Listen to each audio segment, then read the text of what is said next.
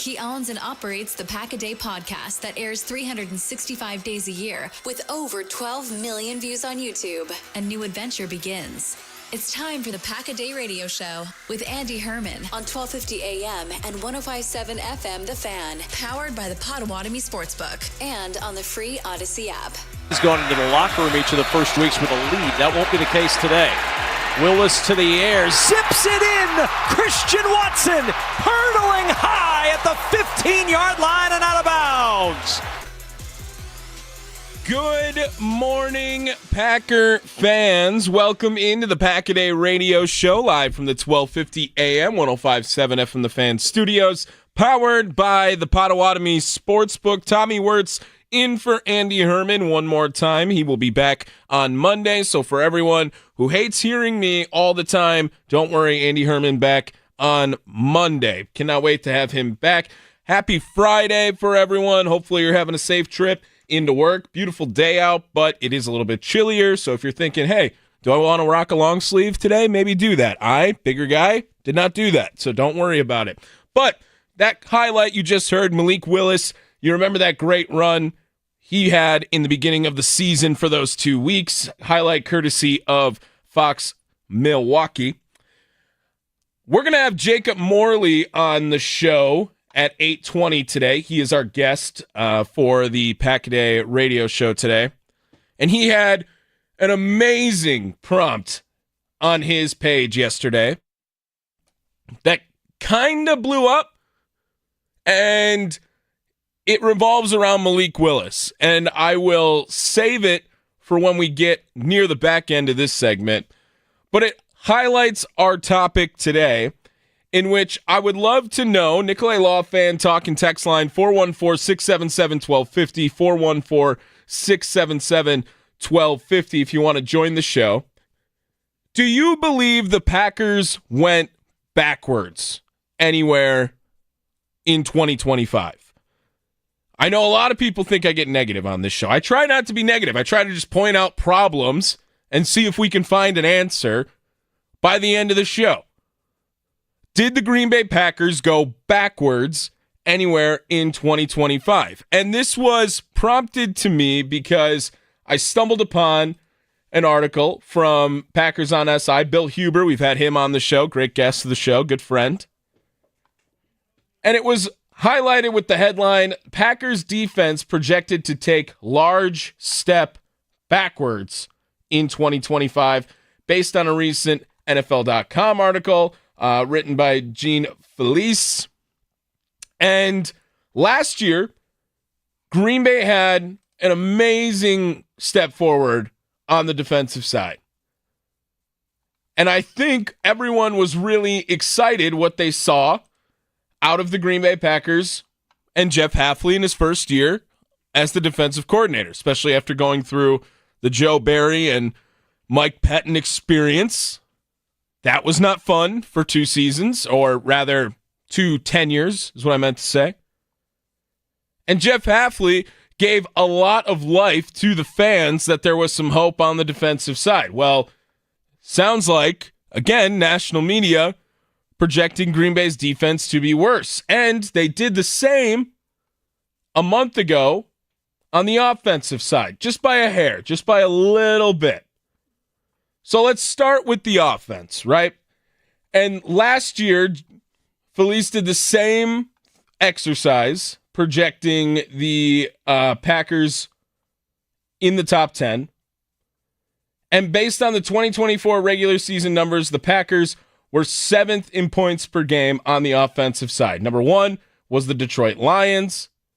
They had 32.4 points a game. Bills, Ravens, Bucks, Commanders, Eagles, Packers at 7 with 26.6, just behind Philly with 26.7, and just ahead of Cincinnati, who's at 26.4.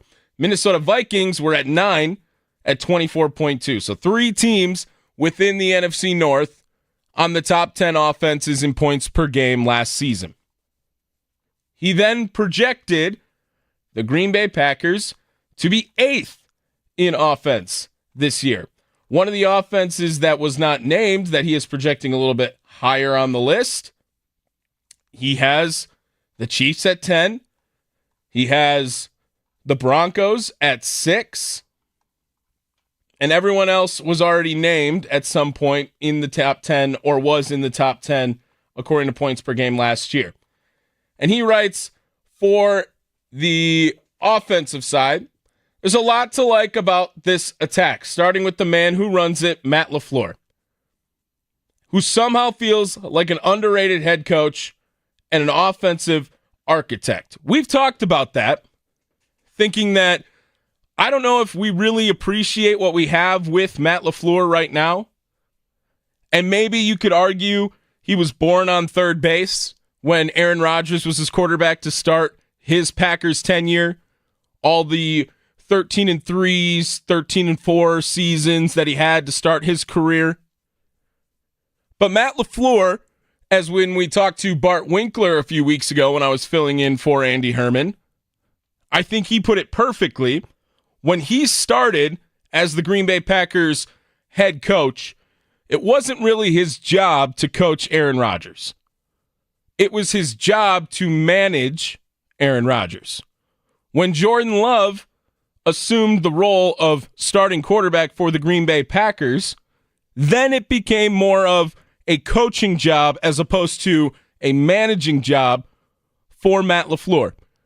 And all he's done is make the playoffs 2 years, picked up a playoff win 2 seasons ago. Last year, you get bounced by the eventual Super Bowl champions. And in a recent article as well from yesterday, 2 days ago rather, on ESPN, they were ranked the 4th best team over the last 25 years. I don't think there was any shame in losing to Philadelphia. And really, you played them pretty close compared to what other teams did in the playoffs. 2 seasons ago, you were the first-time 7 seed, and you beat the Dallas Cowboys, in which was probably Jordan Love's best game of his career.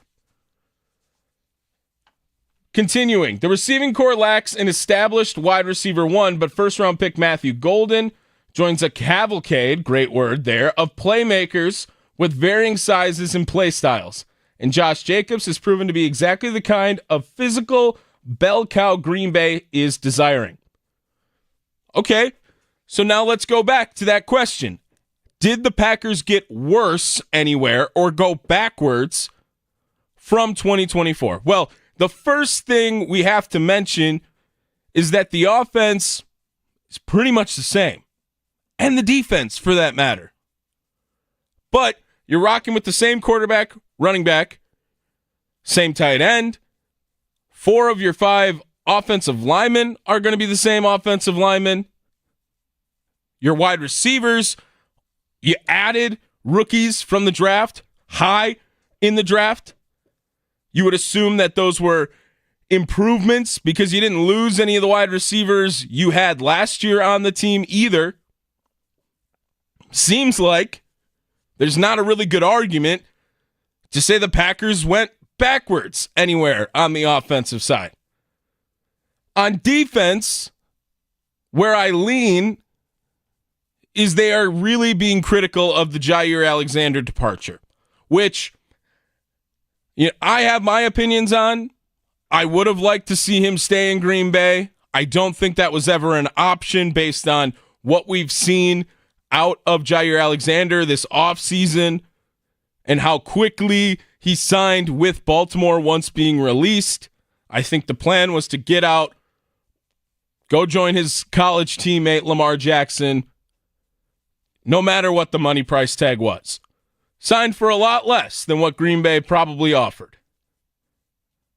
So maybe you could say, cornerback, they went backwards. That's the only position, though, that really jumps off the page. Did they invest in linebacker like maybe a lot of people thought they would, or edge rusher early on in the draft? They did not. But they're hopeful that Rashawn Gary can be who he is, whether that is a top 80 player, according to NFL, in the league, or better. And Lucas Van Ness, they used that high first-round pick a few seasons ago because they had faith in him to develop.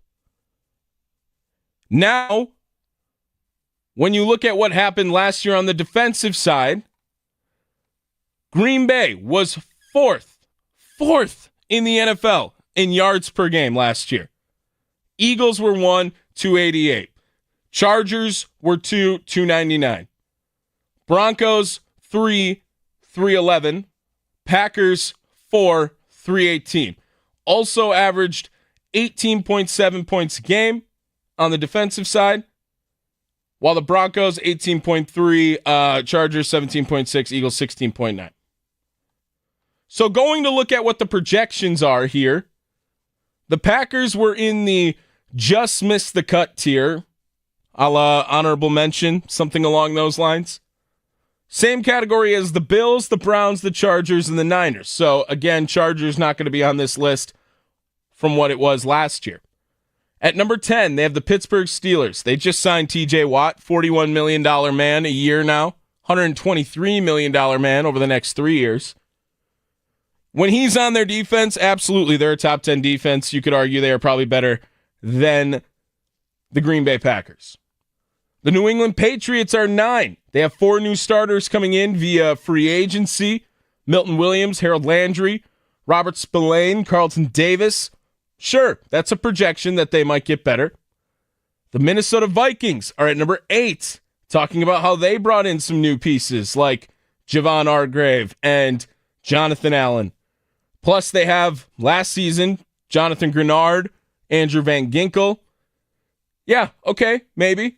Seattle seems like they're really weighing in that DeMarcus Lawrence signing from earlier.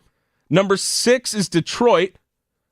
5, Kansas City. 4, Houston. I think that's a little rich for Houston. Baltimore at 3, Eagles at 2. Number 1, the Denver Broncos, who had sneaky the best defense maybe in the NFL last season. It's a Pack-A-Day radio show. Tommy Wortz in for Andy Herman. Did the Packers really go backwards anywhere? The only position I can think of is corner. And they did invest in Nate Hobbs, which they're projecting the depth chart here now at ESPN. And this is what the projections look like for the Green Bay Packers on the defensive side for their starting lineup. Lucas Van Ness, Kenny Clark, Devontae Wyatt, Rashawn Gary. That's the front 4. Second strings they have there are Baron Sorrell, Carl Brooks, Warren Brinson, Kingsley Enikbare. Okay? Linebackers, Quay Walker, Edge Cooper, Isaiah McDuffie, with Isaiah Simmons and Tyron Hopper as the secondary or second string. In the secondary, Carrington Valentine, Evan Williams, Xavier McKinney, Keyshawn Nixon, Nate Hobbs. Keyshawn Nixon and Carrington Valentine they have on the outside. Nate Hobbs they have at nickel. Javon Bullard is the backup at nickel. The backup corners, Kamal Haddon, Micah Robinson. Backup safeties, they have Kitano Oladapo, Zane Anderson. That's the defense. Did it really go backwards because Jair isn't going to play 7 games for this team? It's the exact same team. So are they going backwards because every other team they think is going forward, or do they really think the Green Bay Packers didn't get better? Now for the offense.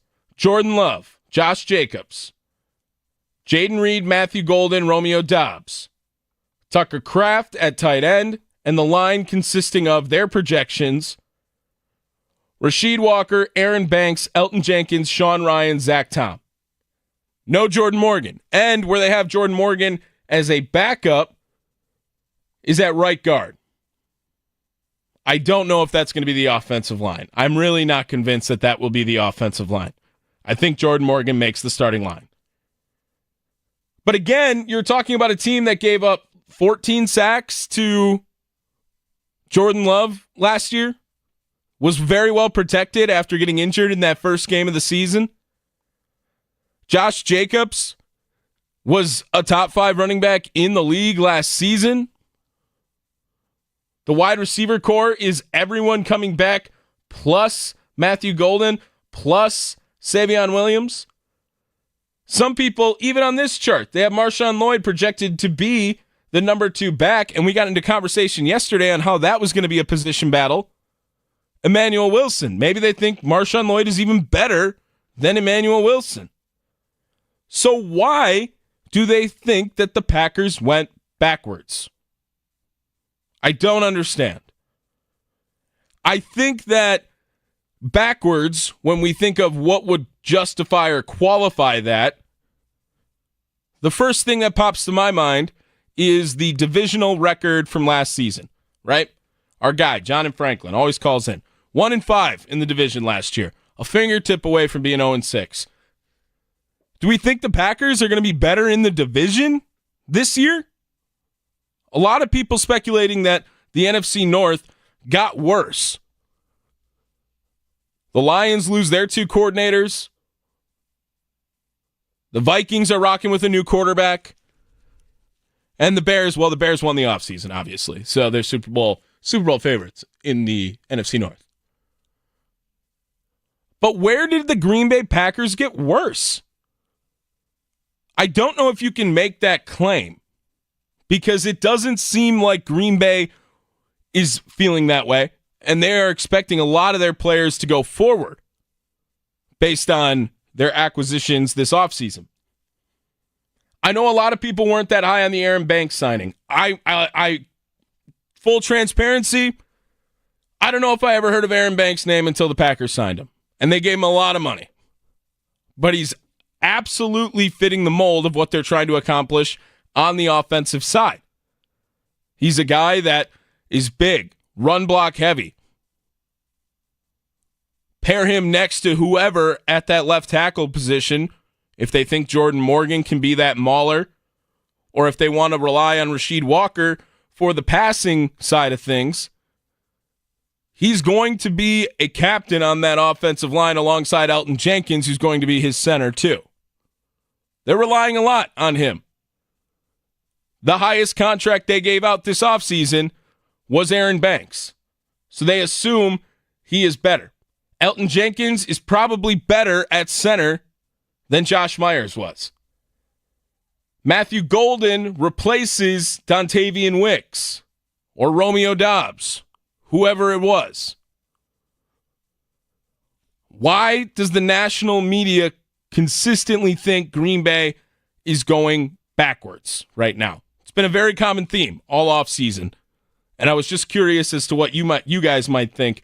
Again, if you want to join the show, Nicolay Law Fan Talking text line 414-677-1250, 414-677-1250. Coming up, we're going to talk to Jacob Morley on the Pack-A-Day Radio Show, good friend of the show. He had a poll that you can go check out at his Twitter if you would like to still, at Jacob Morley.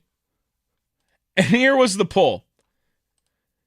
If Malik Willis starts all 17 games last year, are the Packers 500 or better? Are the Packers a 500 or better team if Malik Willis starts all 17 games? The results, shocking to me. Shocking. We'll talk to Jacob about it on the other side of the break. It is the Pack-A-Day Radio Show live from the 1250 AM, 105.7 FM, the Fan Studios, powered by the Potawatomi Sportsbook.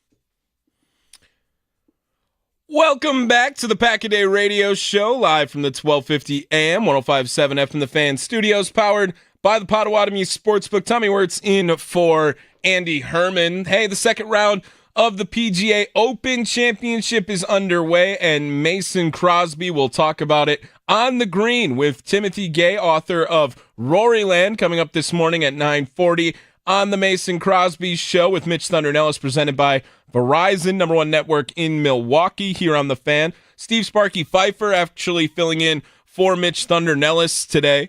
Should be an awesome show. Should be a fun interview with Timothy Gay. And I'm super excited to get to our interview today.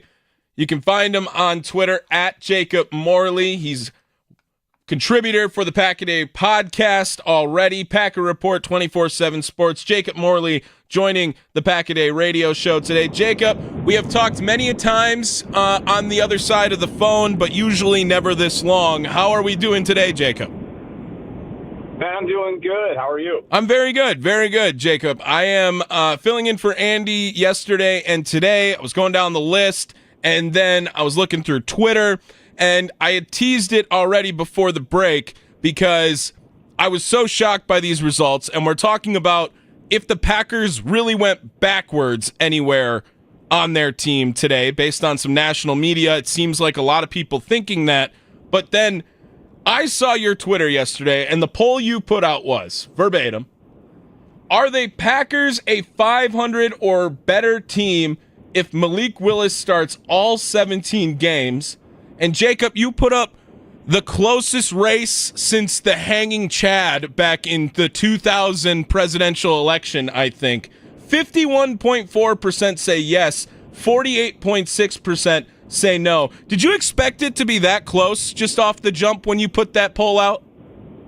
No, I was shocked as well to see that many Packers fans thought that highly of Malik Willis, and that's fine. You know, I think Malik Willis is a really good football player, but yeah, those were surprising results. I knew there would be some people that would say, yeah, they can win 8-9 games with Malik Willis, but I don't think I'm one of them.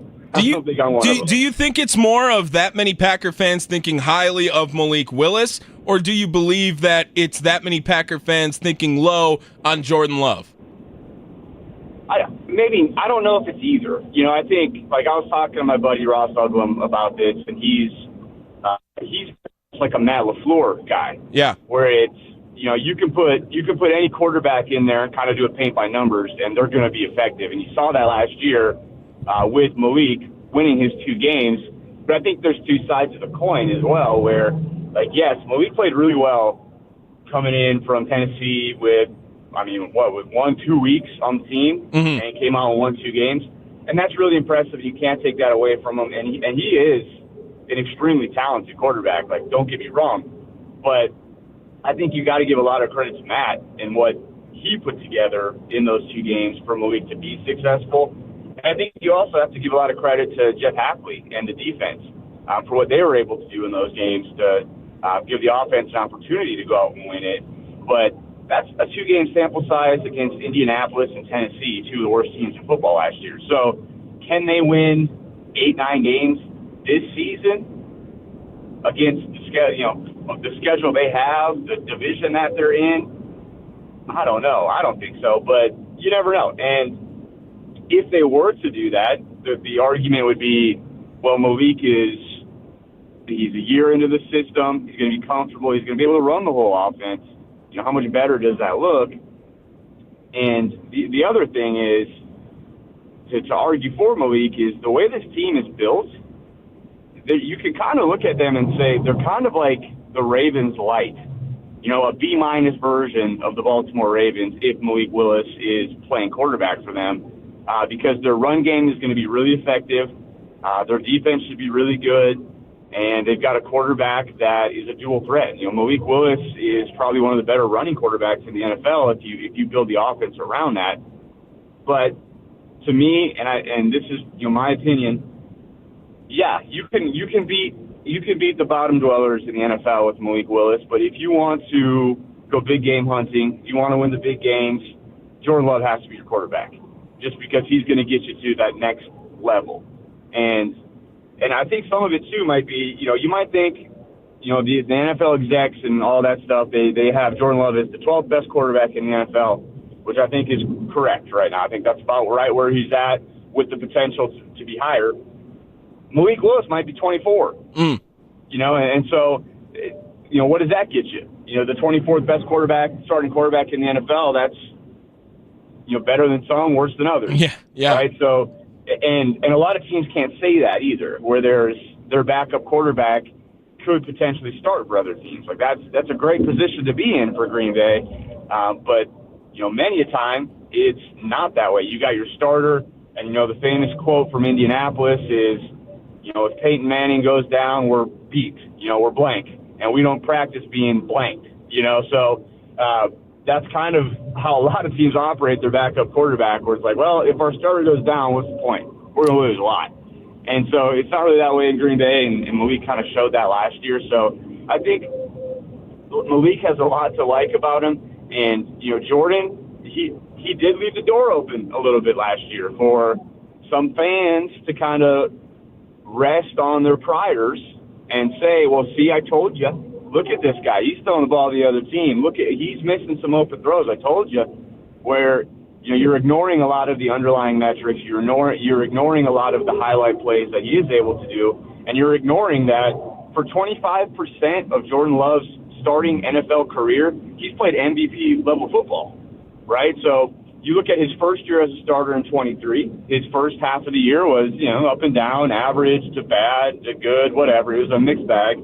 The last half of 2023, he was the best quarterback in the NFL. Right. And then you come into 2024, and he gets hurt, and, all of that. It looks like he was struggling a little bit with the injury. He looked like he was just getting healthy, kind of that Arizona game, and was ready to take off again, and then he got hurt again. So I think that's part of it as well with the Malik Willis, Jordan Love debate, that, Jordan could be better. And then the old saying, the most popular player in any NFL, on any NFL team, is the backup quarterback, just because it's always the what if. What if this guy plays, and especially when they play well in those small spurts. So, the 51% picking Malik Willis to be, if he's a starter, they win more games than they lose. Maybe that's true, but I guess the next poll would be, how many games do they win with Jordan Love as a starter? Yeah. And I was going to ask you, Jacob, we're joined by Jacob Morley here. Follow him on Twitter at Jacob Morley on the Fan Guest Hotline, powered by Gruber Law. Now, you talk about the injuries with Jordan Love and then the games difference between Jordan Love and Malik Willis. How much expectation do you think Packers fans should have that Jordan Love's game can be a little more with his legs, or that can evolve that part of his game where he's more situationally mobile because of maybe a healthier season in 2025 versus 2024, where it seemed like he could never really get to 100%? Yeah, I think as far as the mobility, he's not Lamar Jackson. He's not Josh Allen. He's right. Just he's an opportunistic runner. Or he's not athletic. He's an athletic guy. He can pop off a 20-yard run if you leave it there for him. Right. He has more mobility than Aaron Rodgers had, right? At the end of his career, for sure. Yeah. I would say he's similar to how Aaron was, young Aaron Rodgers. Okay. Where he could run. There were a couple seasons where Aaron Rodgers, I think, almost led the team in rushing just because of, one, how bad the running game was, and two, he had some juice in his legs. He could go run for 15 yards if you let him do it, but both those guys are looking to pass first, and that's just how they are, and all that. But you see with Jordan too, his athletic ability is there just based off the fact that he's really hard to sack. If you go look at the metrics for how often he's sacked, he's at the top of the league as far as sack avoidance. So that's between the ears, and that goes all the way down to the legs too. You need both of those things to be able to be high in that metric. So I think he can be a mobile guy, but I think if he's going to really take that step and be that second half of 2023 guy that we saw, he does need to stay healthy, and he needs to kind of iron out some of the ups and downs, and we see that with him, and that's the next evolution for him. I think right now, if he plays like he did last year, he's probably around 11, 12, 13 best quarterback in the NFL, which is valuable. Teams there are teams that would trip over themselves to get that level of quarterback play. A lot of Packer fans have Aaron Rodgers and Brett Favre brain rot, though, where they think, well, if this guy's not playing at an MVP level, what are we doing here? Right. And that's just not really how the NFL works. Like, guys that have shown that they can play at the level that Jordan Love has played at, they get opportunities, tons of them. They get tons of money. They get paid. So the next step for Jordan, though, is being able to be consistent, consistently hitting those big throws, consistently hitting the layups as well. That's kind of sometimes where he gets himself into a little bit of trouble. Is just the easy stuff that he needs to just kind of settle in and do, and I think that'll come with time. But I mean, I said it the other day too. Like, I think if Jordan Love stays healthy with this offense, with Matt LaFleur, if his receivers can kind of bounce back, and with the infusion of talent they've had at the pass catching position, I don't think there's any reason that Jordan can't be knocking on that door of the top guys in the league, the Joe Burrows, Lamar Jacksons, Josh Allen's, kind of starting to enter that point. He's got all the talent that he needs to be there. He's shown that he can play at that level. He just needs to go out and do it for 17 games. Jacob Morley joining Pack-A-Day Radio today on the Fan Guest Hotline, powered by Gruber Law Offices. Find his work over at Jacob Morley on Twitter, Packer Report, 24/7 Sports as well.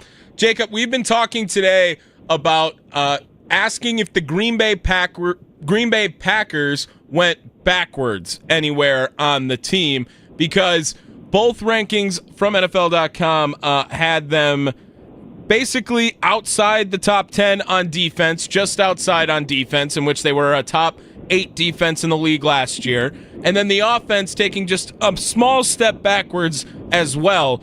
But I really don't know where you can point to on this team other than maybe corner to say the team went backwards, because they're really rocking with the same team. When I ask you if the Green Bay Packers went backwards anywhere on this team, does your brain go anywhere first, or do you think it's a foolish statement? I think it's foolish. I mean, like you said, they didn't lose anybody. They're young, they're all back. Typically, that's a recipe for getting better. You would hope, yes. Kind of how that works. Especially, again, it's Jordan Love is kind of a representation of the entire team, where it's like they're young. They've shown that they can play at a really high level. They didn't really get to that level last year, but we know they can do it. It's just, will they do it?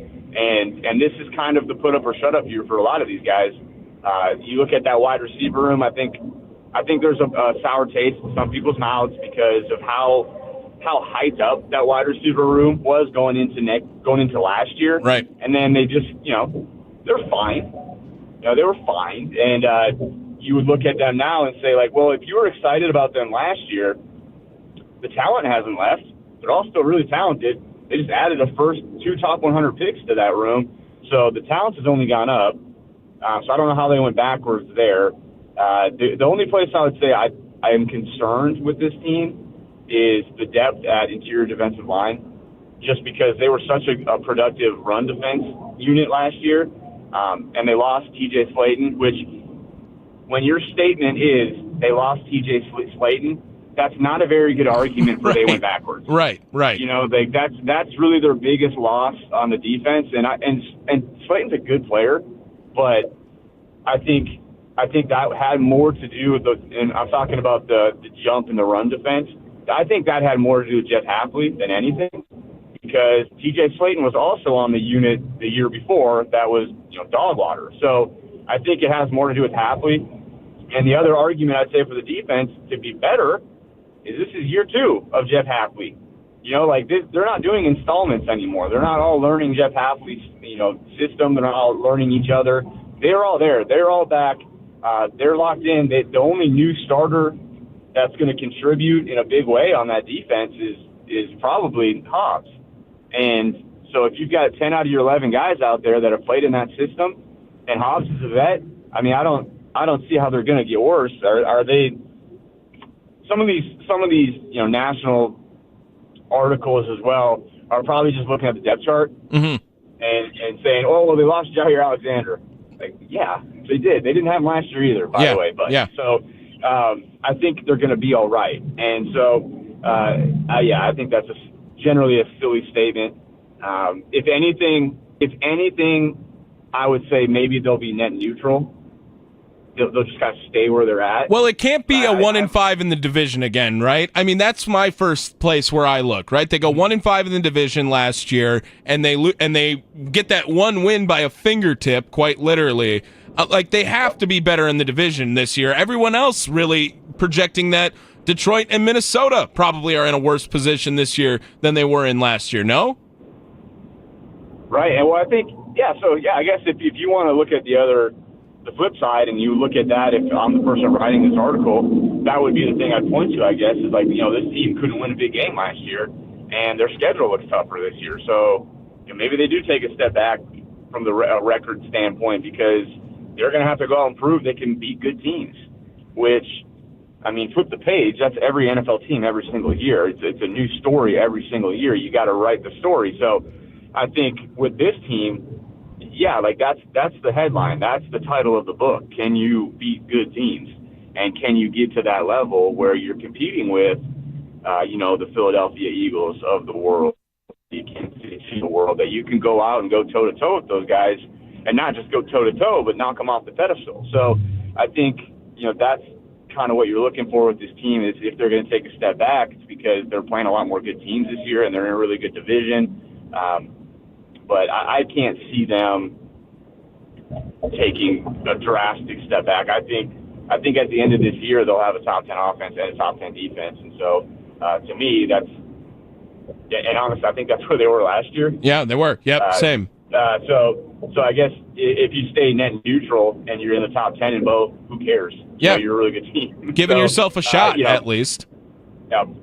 Jacob Morley joining the Pack a Day radio show. Follow him on Twitter, Jacob Morley, Morley. Jacob, I wanted to ask you a little bit about the offseason, but I think we've covered most of it. So now, next week, we are a week away, maybe a little less than now, technically, on the hours standpoint, right, from Packers training camp. I mean, finally, we can talk about football again, which it just feels like we've been reaching for maybe a month now to find something to talk about. But when you think of a storyline or a position battle or a headline, what comes to mind for next week when Packers training camp starts? Where does your brain go first at what you are looking forward to the most with training camp set to start up next week? The offensive line. I want to see how that shakes out. I'm really curious to see what they do with Jordan Morgan. Is he going to get a legitimate shot to unseat Rasheed Walker at left tackle, or is he just going to kind of be sitting at that competition for right guard, where again he's going to have to unseat a starter who played pretty well last year, Deshaun Ryan, and then you have the Anthony Belton situation. I thought when they drafted him, he would just kick into guard immediately, and that's just where he'd be. It looks like they're really adamant on giving him a chance to tackle as well. So I want to see kind of where he ends up playing. I want to see, what goes on with the Elton Jenkins situation. If he shows up and plays center and is happy, all that stuff. I just think there's a lot of intrigue in that offensive line room where they have a ton of depth and they have a ton of talent, but how is it going to shake out? You're going to hear Matt LaFleur say best five, that you can turn that into a drinking game probably. Yeah. How many times he's going to say best five that he wants out there. But that's easy. Figuring that out is easier said than done. And that is something that the Packers have struggled with a little bit in the past, where all of a sudden they've got this wonky lineup and it doesn't work out for them. So figuring that out early, I think, would be beneficial for the Packers to get kind of that locked in about who they want their five to be, which might be a pie in the sky idea. There might be too much competition in that room for them to figure that out, but it will sort itself out throughout the season. So that's the biggest one for me. And then obviously you want to see the young kids. You want to see, is Matthew Golden going to be a guy this year? Is he going to be someone that is going to get targets early and often for this team? Is he going to be someone that they want to kind of push into that role of the dude? And that'll be interesting because they do have so much talent that it shouldn't shock anyone if Matthew Golden is like their leading receiver this year. Yeah. But it also shouldn't shock anyone if Dontavian Wicks takes a huge jump this year and kind of turns into what we thought he would be last year. Like I said earlier, the talent for Wicks did not just disappear. It's still there. Can he catch the ball cleanly? Jaden Reed, can he catch the ball cleanly and kind of take? There's so many guys that at fun skill position groups that could take that jump this year and really kind of propel themselves into a different tier of playmaker for this team. Tucker Kraft is another one. Luke Musgrave is another one. I mean, they just have so much talent everywhere on that offense that I think that's going to be really interesting. The defense is kind of the same group that we had last year.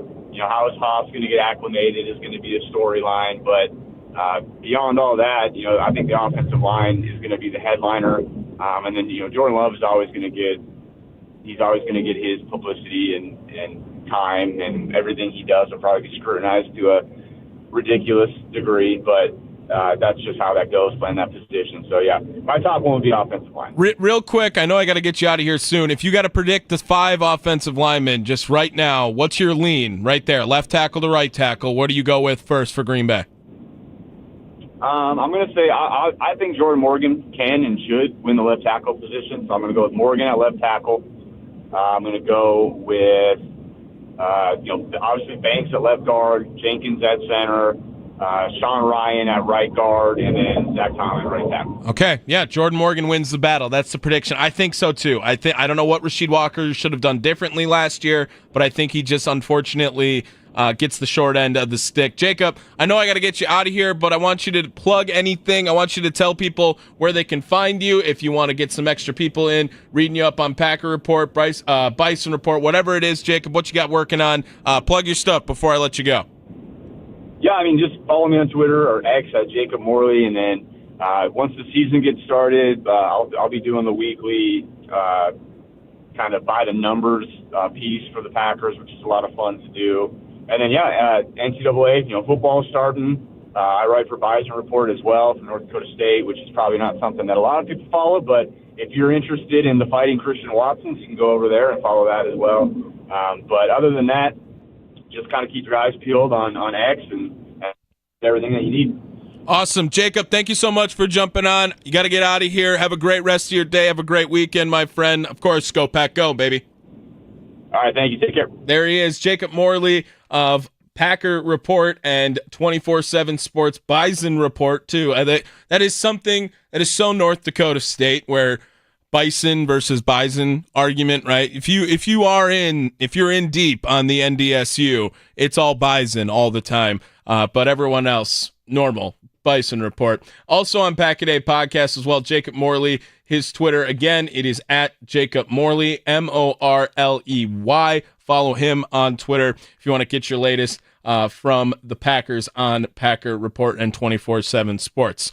Coming up on the other side, let's do our final thought of the day. Still time to get in and join the show as well in the Nicolay Fan Talk and Text line, 414-677-1250. Jacob Morley just joined us on the guest hotline powered by Gruber Law. One call, that's all. Let's get to it on the other side. It's the Pack-A-Day Radio Show live from the 1250 AM, 105.7 FM The Fan Studios, powered by the Potawatomi Sportsbook.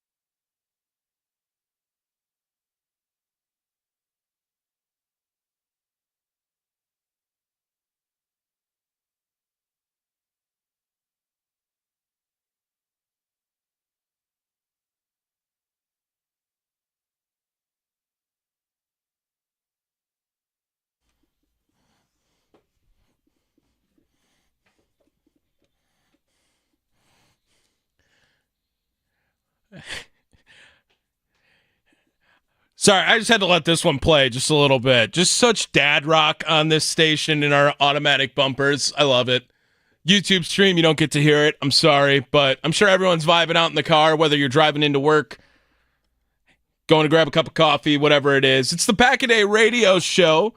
Tommy Wortz in for Andy Herman, live from the 1250 AM, 105.7 FM, the Fan Studios, powered by the Potawatomi Sportsbook. An important reminder as well, PSA for our listeners, Pack-A-Day radio show, that is the Pack-A-Day radio show, is also podcasted after each and every show. You can find us anytime on Apple Podcasts, Spotify, wherever you get your podcasts.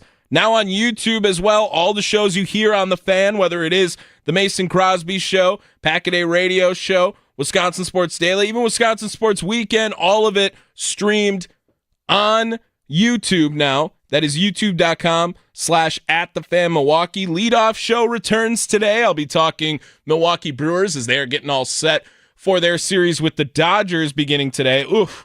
I mean, West Coast baseball, late starts, not a fan of it. 8 o'clock, the leadoff show today. It'll be Quinn Priester going up against Tyler Glasnow in Los Angeles. Second round of the PGA Open Championship also underway. Timothy Gay, author of Roryland, is coming up this morning at 9:40 on the Mason Crosby Show, usually with Mitch Thunder Nellis. The number one network in Milwaukee is Verizon, sponsor of the show as well. Steve Sparky Pfeiffer filling in for Mitch Thunder Nellis today. Should be a fun time with Sparky and Mason coming up here in just under 10 minutes or so as we wrap up the Pack-A-Day radio show. Big thanks to Jacob Morley for joining the show. Thanks to Andrew Mertig for jumping on yesterday, as well as I filled in for Andy on this Thursday and Friday. I believe there's one more day in August, like right at the beginning of August where Andy's gone, and then it's all Andy Herman all the time, back in regular motion here on the Pack-A-Day radio show. But revisiting the topic of, are the Green Bay Packers going backwards anywhere on this roster? As Steve Sparky Pfeiffer waving to the YouTube fans over there, jumping in. But why does the national media think that we see a regression on the Green Bay Packers? They're running it back with the same team. Whether it's on the offensive side, where really it's the exact same team, other than Aaron Banks is going to be on that starting offensive line, and maybe Jordan Morgan, as Jacob Morley has predicted, and Andrew Mertig did yesterday, also being a piece on that offensive line. And the defensive side, you lose a guy like Jair Alexander, who has way more name value than actual value on the defense. He didn't play for the last 2-3 years. So I don't understand how Detroit and Minnesota do not see nearly the same amount of regression predictions that the Green Bay Packers have going into 2025. And that's going to lead us into our Potawatomi Sportsbook final thought of the day. You got to do some smart thinking. It's time for Andy Herman's final thought of the day. What are you thinking? Powered by the Potawatomi Sportsbook. What the hell were you thinking? You're listening to the Pack-A-Day radio show on 1250 AM and 105.7 FM, The Fan. Potawatomi Sportsbook final thought of the day here on Pack-A-Day Radio. Potawatomi Sportsbook got like 700 TVs. I think it's like 20,000 square feet, their big giant video wall over there. They have so many events on all the time, whether it is a UFC fight you want to watch on the weekend, the Brewers game like they're starting back up today. Of course, all of Sunday football will be on over there. Place your bets. Very hospitable, very nice people, and a great experience as well, too. But the Potawatomi Sportsbook final thought of the day is that I'm going to be the first guy, I guess, to say that the Packers got better. They did. They are relying on a lot of development. I understand that part of it, where that maybe gives some people some hesitation. But wide receiver was a problem last year. They addressed it. Offensive line depth was a problem last year. They addressed it. They had some issues with edge rushing. Maybe they didn't address that, but they're rocking with the same guys. They get rid of a guy who was a problem in the locker room, and wasn't available and replaced him with someone who they believe can take that next step in Nate Hobbs replacing Jair Alexander. So I don't understand where the regression comes. Here's a prediction, again, to put in the final thought of the day, presented by the Potawatomi Sportsbook. Packers will be 500 or better in the division this year. That's 3-3 versus the 1-5 last year. I'm very confident in that. I think they can split with all three of the teams. Unfortunately, yes, probably a split with Chicago. But J.J. McCarthy in his first year, I think it doesn't benefit the Packers that they don't play Minnesota until very late in the season. But I think their opportunities against Detroit increase immensely with two coordinators gone, and now it's a lot more on Dan Campbell's shoulders.